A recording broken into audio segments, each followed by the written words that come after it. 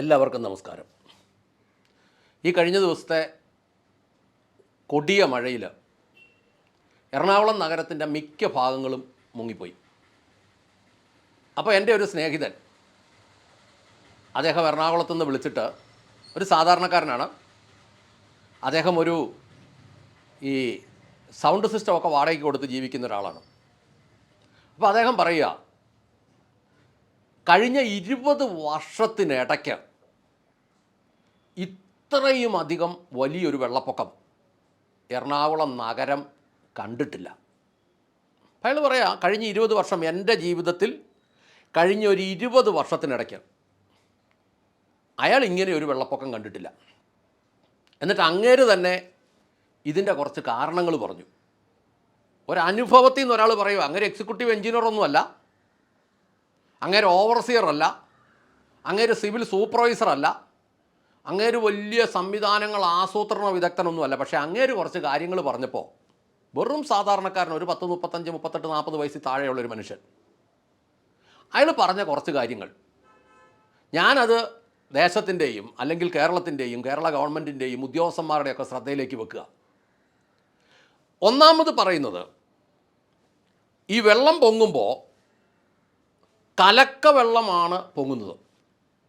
ഈ കലക്കവെള്ളത്തിൻ്റെ അടിസ്ഥാനം തന്നെ അതിനകത്ത് മണ്ണോ ചെളിയോ ഉണ്ടെന്നുള്ളതാണ്. ഈ മണ്ണോ ചെളിയോ ഉള്ള കലക്കവെള്ളം, അതിപ്പോൾ തിരുവനന്തപുരത്താണേലും എറണാകുളത്താണേലും കൊല്ലത്താണേലും എവിടെയാണെങ്കിലും ഈ കലക്കവെള്ളത്തിൻ്റെ അടിസ്ഥാനം മണ്ണോ ചെളിയോ. ഈ സാധനം വെള്ളം തെളിയുമ്പോൾ എവിടെയേലും അടിയും. ഇത് വെള്ളം തെളിയുമ്പോൾ എവിടെയേലും അടിയും എന്നുള്ള യാഥാർത്ഥ്യം നമ്മൾ ഒന്നാമത് മനസ്സിലാക്കണം.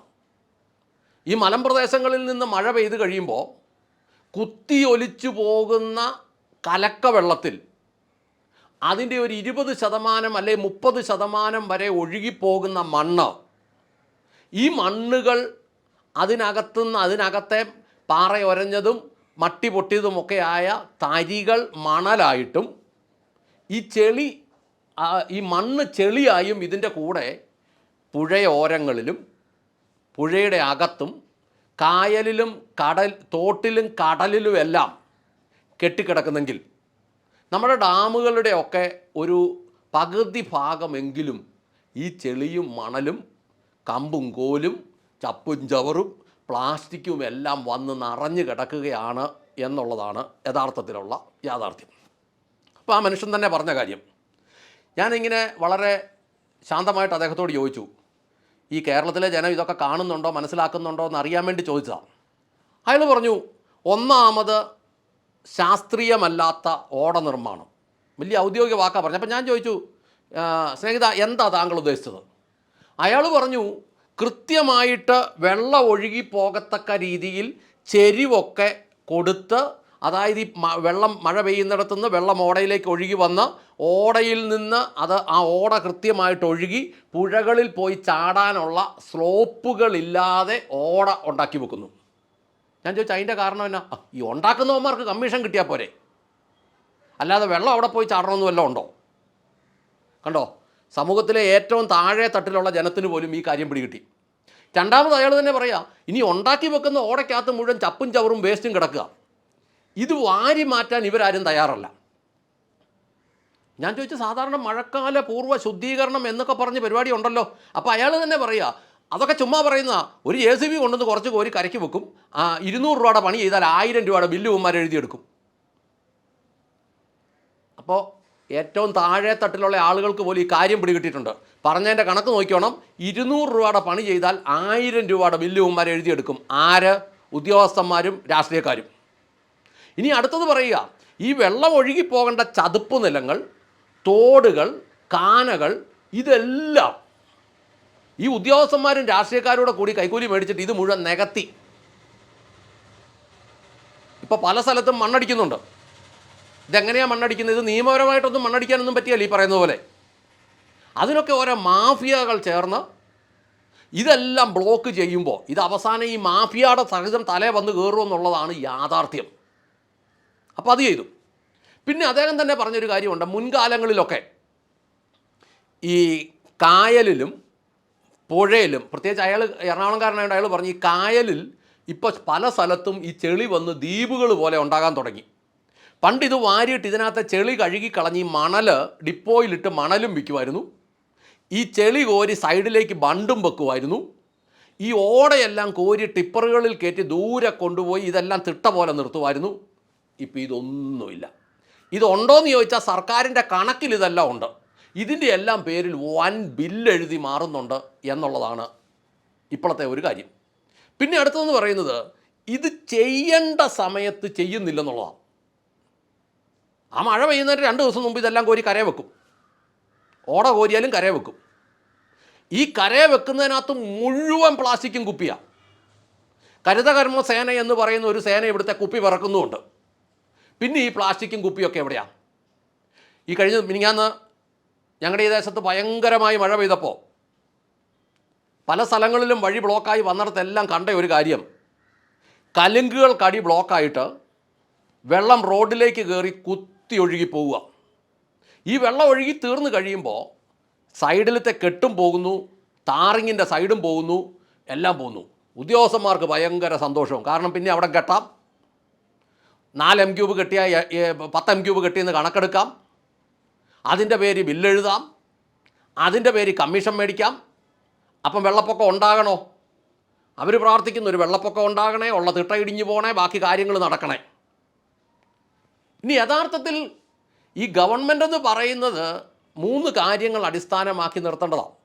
ഒന്ന് ജനക്ഷേമം, രണ്ടാമത് വികസനം, 3 അഴിമതി രഹിത ഭരണം. ഈ 3 കാര്യത്തിലെ ഒരു ഗവൺമെൻറ്റിന് ദീർഘകാലം നിൽക്കാൻ പറ്റുള്ളൂ. അതിനപ്പുറം നിൽക്കാൻ പറ്റില്ല. ഇനി ജനക്ഷേമം എന്ന് പറഞ്ഞാൽ അതിനകത്ത് പെടുന്നത് ഈ വക കാര്യങ്ങളല്ല. ഈ വെള്ളം പൊങ്ങുമ്പോൾ ഇപ്പോൾ ഈ താഴ്ന്ന പ്രദേശങ്ങളിലൊക്കെയുള്ള മിക്ക വീടുകളും വെള്ളം പൊങ്ങുക. വർഷത്തിൽ ഒരു പ്രാവശ്യം വെള്ളം പൊങ്ങുമ്പോൾ, വെള്ളം പൊങ്ങി ഇറങ്ങിപ്പോകുമ്പോൾ ആ വീട്ടുകാരൻ അനുഭവിക്കുന്ന ഭാരം, ക്ലീനിങ്, ബാക്കിയുള്ള കാര്യങ്ങളൊന്നും ഇതിൻ്റെ പുറകിൽ കളിച്ച ഉദ്യോഗസ്ഥനോ രാഷ്ട്രീയക്കാരനോ അറിയുന്നില്ലല്ലോ. ഈ ഇടകഴിയെല്ലാം മണ്ണിട്ട് നികത്താൻ പെർമിഷൻ കൊടുത്ത ഉദ്യോഗസ്ഥനോ അതിൻ്റെ പുറകിൽ ഓഫീസിൽ കയറി ഇറങ്ങി കൈ കാണിച്ച രാഷ്ട്രീയക്കാരനോ അറിയുന്നില്ലല്ലോ ഈ ഭാരം. ഈ വീട്ടുകാരനല്ല ഇതറിയുന്നുള്ളൂ. അവസാനം 4 പ്രാവശ്യം വെള്ളം കയറിയ വീട് വിൽക്കാമെന്ന് വെച്ചാൽ അതിന് പോലും ഒരുത്തനും വേണ്ട. ഒരു ബ്രോക്കർ വരുമ്പോഴേ ബ്രോക്കറോട് അയൽവക്കത്തെ കടക്കാരൻ പറയും കഴിഞ്ഞ കൊല്ലം അത് ജനലിൻ്റെ മണ്ട വരെ വെള്ളം കയറിയ വീടാണ്. എനിക്കറിയാം പല വീടുകളും അങ്ങനെ കിടക്കുക, ആർക്കും വേണ്ട. തേക്ക് കൊണ്ട് ഭിത്തി പാനൽ ചെയ്ത വീടുകൾ പോലും കോട്ടയം പാലാ റൂട്ടിൽ, ഏറ്റുമാനൂർ പാലാ റൂട്ടിൽ പല വീടുകളും വിൽക്കാനിട്ടിരിക്കുക. ഒരു മനുഷ്യന് വേണ്ട, വെള്ളം കയറുക. എന്തുകൊണ്ടാണ് വെള്ളം കയറുന്നത്? പെയ്ത്ത് വെള്ളം വന്ന് റോഡ് പൊങ്ങുക, അതുപോലെയായി. ഇനി ജനക്ഷേമത്തോട് ചേർന്ന് അടുത്ത വിഷയമാണ് വികസനം. വികസനം എന്ന് പറഞ്ഞാൽ ജനത്തിൻ്റെ ക്ഷേമത്തിന് തടസ്സമില്ലാത്ത നിർമ്മാണ പ്രവർത്തനങ്ങൾ ചെയ്യാമെന്നാണ്. നാട് മുഴുവൻ അതും ഇതും പണിതു വെക്കാമെന്നല്ല. ജനത്തിൻ്റെ ക്ഷേമത്തിന് തടസ്സമില്ലാത്ത നിർമ്മാണ പ്രവർത്തനങ്ങൾ. അതിന് തലയ്ക്കകത്ത് ആൾതാമസമുള്ള ഉദ്യോഗസ്ഥന്മാർ വേണം. ഈ കാശെന്നുള്ള ചിന്തയുള്ളവന്മാർ പോരാ. അവസാനം പറയുന്ന അഴിമതി രഹിത ഭരണം. ഈ അഴിമതി രഹിത ഭരണം എന്ന് പറഞ്ഞാൽ അതെന്താ? ജനത്തിന് ക്ഷേമകരമായ രീതിയിൽ കാര്യം ചെയ്യുന്നതിന് സമർപ്പണമുള്ള ഉദ്യോഗസ്ഥന്മാരും രാഷ്ട്രീയക്കാരും ചേർന്ന ഭരണ സംവിധാനം. എന്നിട്ട് അവസാനം ഇയാൾ തന്നെ പറയുക, ഇത് ഈ രീതിയിൽ പോവുകയാണെങ്കിൽ ഈ ഭരണക്കാരെ ഉദ്യോഗസ്ഥന്മാരെ ജനം വഴിയിലിട്ട് ഇടിക്കുമെന്ന്. എറണാകുളത്തുള്ള പുള്ളിക്കാരൻ പറയുക, ഈ രീതി പോവുകയാണെങ്കിൽ ഇവന്മാരെ, ഈ ഭരണക്കാരെയും ഈ ഉദ്യോഗസ്ഥന്മാരെയും ജനം വഴിയിലിട്ട് ഇടിക്കും. വെള്ളം പല പ്രാവശ്യം വീട്ടിൽ കയറി ഇറങ്ങുമ്പോൾ ഇതിൻ്റെ ഉത്തരവാദിത്തപ്പെട്ട ഉദ്യോഗസ്ഥൻ്റെ മുതുകത്ത് കുനിച്ചു നിർത്തി ഇടി കൊടുക്കേണ്ട അവസ്ഥയിലോട്ട് കാര്യങ്ങൾ പോകുമെന്ന്. അപ്പോൾ ആ മനുഷ്യൻ്റെ സംസാരത്തിൽ നിന്ന് എനിക്കൊരു കാര്യം മനസ്സിലായി. മര്യാദയ്ക്ക് ഭരിച്ചില്ലെങ്കിൽ, ഈ മൂടിയതോടും കലുങ്കും കാനയെല്ലാം തുറന്നു കൊടുത്തില്ലെങ്കിൽ, ഈ ചെയ്യേണ്ട കാര്യങ്ങൾ ചെയ്തില്ലെങ്കിൽ, പെൻഷനും ശമ്പളവും സർക്കാരിൻ്റെ കാറും DAയും TA സംവിധാനവും ഒക്കെ ആയി നടക്കുന്ന ഉദ്യോഗസ്ഥന്മാരോടും രാഷ്ട്രീയക്കാരോടും പറയട്ടെ, പൊറുതി മുട്ടിയാൽ ഹിറ്റ്ലർക്കും മുസോളിനിക്കും അതുപോലെ കൂട്ടത്തിലുള്ളവന്മാർക്കും കിട്ടിയതിൽ കൂടുതൽ അധികമായ ഇടി കേരളത്തിലെ ജനം നിങ്ങൾക്ക് തരും. നിങ്ങളത് പ്രതീക്ഷിച്ചു. ജനക്കൂട്ടത്തിൻ്റെ കയ്യിൽ പെട്ടാൽ ഒരു പഞ്ചായത്തിൽ ഞാൻ മനസ്സിലാക്കുന്ന ഒരു പോലീസ് സ്റ്റേഷനേ ഉള്ളൂ. അങ്ങനെ ഒരു പോലീസ് സ്റ്റേഷനിൽ അവരൊന്ന് നോക്കിക്കഴിഞ്ഞാൽ ജനം തീരുമാനിച്ചാൽ ഒന്നും ചെയ്യാൻ പറ്റില്ല എന്ന് പറഞ്ഞാൽ ജനത്തിന് മുന്നോട്ട് പോകാൻ മേലാത്ത രീതിയിൽ 4 വശവും ഇതുപോലെ ആക്കിയാൽ ആ യുവാവ് പറയുക ഒത്തിരി താമസിക്കാതെ ഈ ഉദ്യോഗസ്ഥന്മാരും ഈ രാഷ്ട്രീയക്കാരും ഇടി മേടിക്കും എന്നത് സത്യമാണ്. കൂട്ടത്തിൽ ഒരു കാര്യം കൂടെ പറഞ്ഞു, ഇവിടുത്തെ പ്രതിപക്ഷം വെറും ചണ്ണ, ഒന്നിനും അവരെ കൊണ്ട് കൊള്ളുകയില്ല, അവരോട് ഈ കൂട്ടത്തിൽ ചേർന്നിരിക്കുക.